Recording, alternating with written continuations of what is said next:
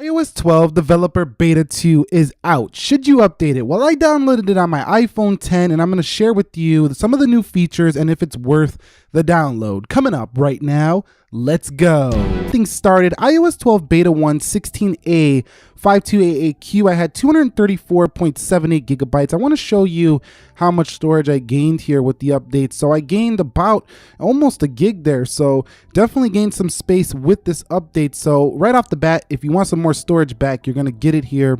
There's a new build number 16A 5308E for iOS 12 Beta 2. Okay, so first thing I noticed on Beta 2 was the new voice memo splash screen is now available for the device. You only see that one time anyway. Going into settings in battery, this is definitely a little bit touched up here. You can see that it looks different than before in Beta 1. And overall, I really like the way this is looking. I think it's going to get even better by the final release. So definitely going to be a little bit more detailed when it comes to checking out how you're using up your battery. Next up, in the Apple Photos apps, I noticed that it's a little bit more precise now. So I can actually search the date. So I'm going to go June 18th, for example, 19th. And that was actually today. I'm actually working on a photo comparison.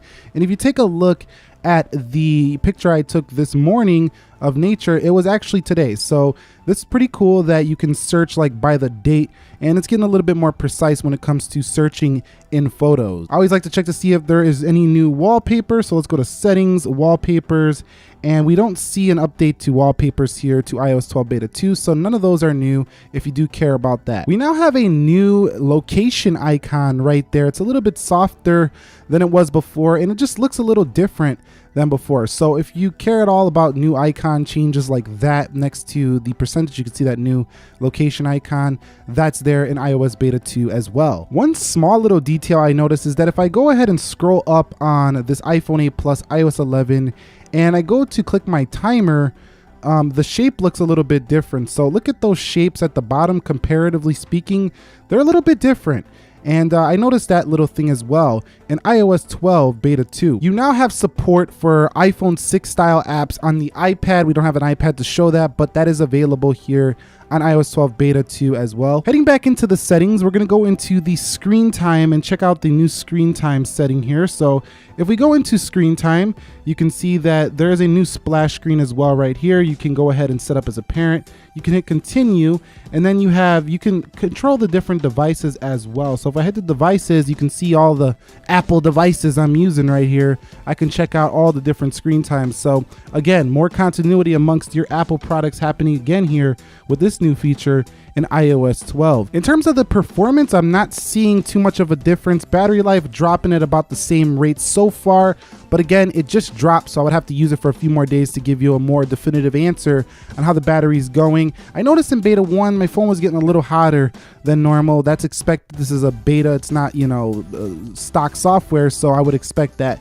Twitter is still unfunctional, so if you want to use Twitter and you're not already logged in, if you logged out, you're pretty much out and you're not going to get into Twitter on your iPhone. Also, Netflix can present some issues, specifically when you are downloading certain movies. In addition to that, if you are going to be using voice memos, you might have syncing issues to iCloud. Group FaceTime is also a mess as well. So if you wanted to try out the new Group FaceTime application here for iOS 12 Beta 2, you're going to probably run into some issues. So the question is, should you update your iPhone to iOS 12 Developer Beta 2? If you're testing it, of course. If you're using it as a daily driver, I definitely would say hold off.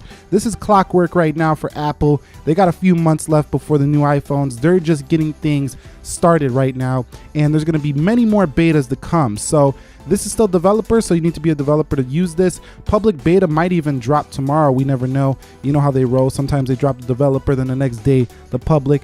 But 2 weeks later since Beta 1, this is Beta 2. And overall, I'm liking that they're just refining things so far. It's presenting a lot of new issues. But like I say, if you do have an iPhone on the side, you're just trying it out, of course, go for it, check it out. But if you're using it as a daily driver, definitely not. I've been trying to use this as a daily, and iOS 12 is just not ready for daily prime time for me anyway. If you found this video helpful, enjoyable, entertaining, informing, do me a favor, click that like button for me. And if you have any video suggestions, comments, concerns, questions, drop them down below in the comment section of this video. Subscribe if you haven't already.